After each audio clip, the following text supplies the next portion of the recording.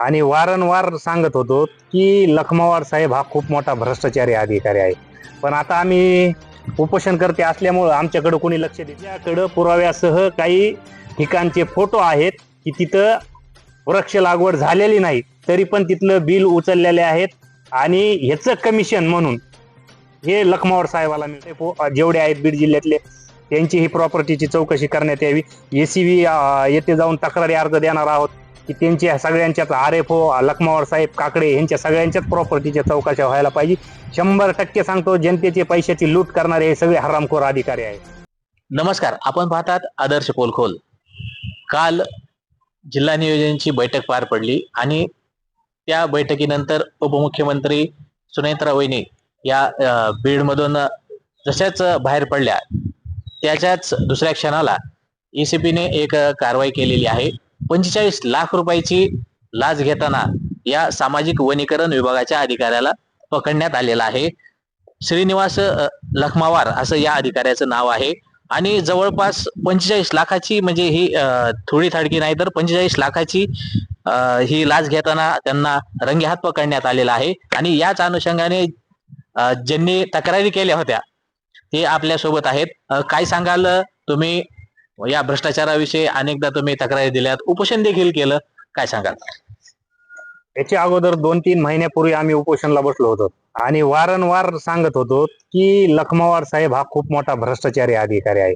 पण आता आम्ही उपोषणकर्ते असल्यामुळं आमच्याकडे कोणी लक्ष दिलं नाही. कलेक्टर साहेबाला निवेदन दिलं तर कलेक्टर साहेबांना विनंती केली की बाबा साहेब, हे लखमावार साहेब इथं साहेब ते नसतोच इथं.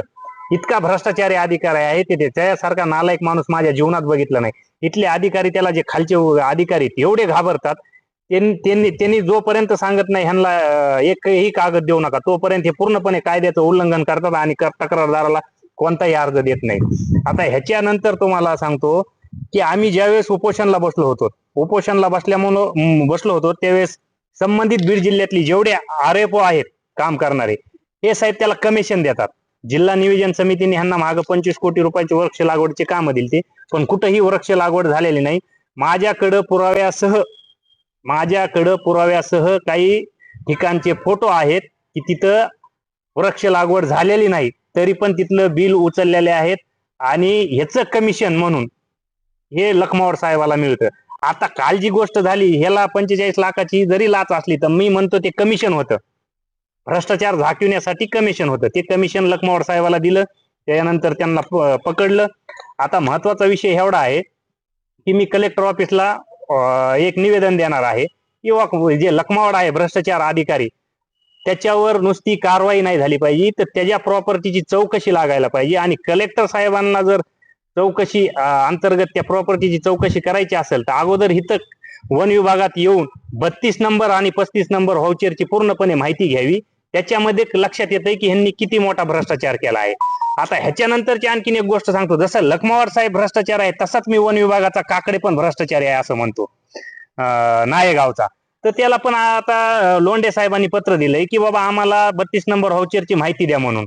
ते 15 दिवस झालं साहेब, ते एक तर तिथं नसतोय, नुसता मोकाट फिरत असतो इकडं तिकडं वन विभागामध्ये नायगावला कधीच हजर नसतो. नुसतं म्हणतो मी पोस्टाने पाठवतो, ह्यानी पाठवतो. हे मेलं तरी बी 32 नंबरची व्हाउचरची माहिती देत नाहीत. आता संभाजीनगरवाल्यांनी सांगितले, पत्र व्यवहार झालाय त्यांचा की ह्यांना 32 नंबरची व्हाउचरची माहिती द्या. म्हणजे मला असं म्हणायचंय की इथले जे संबंधित RFO आहेत, काकडे आहेत, लखमावाड आहेत, हे सगळे भ्रष्ट आहेत साहेब. यांच्या सगळ्यांचीच प्रॉपर्टीची चौकशी व्हायला पाहिजे. आता कलेक्टर ऑफिसला मी एक निवेदन देणार आहे की लखमावार साहेब यांच्या प्रॉपर्टीची चौकशी करण्यात यावी. संबंधित RFO जेवढे आहेत बीड जिल्ह्यातले त्यांची ही प्रॉपर्टीची चौकशी करण्यात यावी. ECB येथे जाऊन तक्रारी अर्ज देणार आहोत की त्यांच्या सगळ्यांच्याच RFO लखमावार साहेब काकडे यांच्या सगळ्यांच्याच प्रॉपर्टीच्या चौकशा व्हायला पाहिजे. 100% सांगतो, जनतेचे पैशाची लूट करणारे हे सगळे हरामखोर अधिकारी आहेत आणि ह्याला कुठंतरी आळा बसला पाहिजे.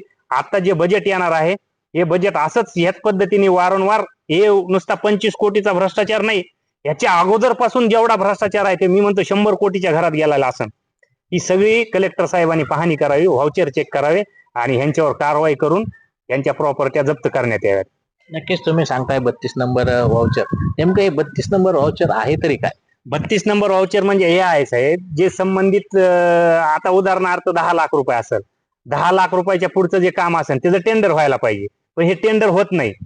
आणि जे ह्याच्या मस्टरद्वारे ह्यांना जे पैसे जातात हे ह्यांचे नातेवाईकच असतात, बँक खाते ह्यांचेच असतात. हे पैसे डायरेक्ट त्यांच्या अकाउंटवर जातात, त्यांच्या नातेवाईकाच्या, नंतर हे जमा करून घेतात. पूर्णपणे ह्यांचे नातेवाईक आणि संबंधित जे आरोपी लोक आहेत यांना, कामगारांना 1 रुपया देत नाहीत. 30 रुपयाला झाड असतं साहेब, ते लावण्यासाठी 30 रुपयाला झाडं लावलेली जातात. पण हे त्याचा हिशोब इतका भयानक करतात, हे पूर्णपणे पैसे खाऊन टाकतात. त्याच्यामध्ये लखमावर साहेबांचा हिस्सा असतो. ते देशमुख म्हणून जो माहितीचा अधिकाराच्या तिथं माहिती देणार आहे, तोही अधिकारी असतो, तो माहिती देत नाही, टाळाटाळी करतो. मी उपोषणला बसल्यानंतर मुद्दाम होऊन जाणून बुजून मला उठवण्याचा, माझ्यासोबत भांडण करण्याचा प्रयत्न केला.